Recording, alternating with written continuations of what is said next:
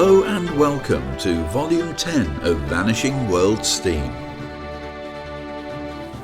As 2005 dawned, it became clear that the spectacular Zhejiang Railway in Inner Mongolia, the world's last surviving major steam line, would soon be 100% dieselised. However, as we shall see in this new programme, although its attractions are less well known, China's southern stars still continue to shine, boasting a vast variety of steam, from complex standard gauge industrial systems to marvellous rural narrow gauge lines.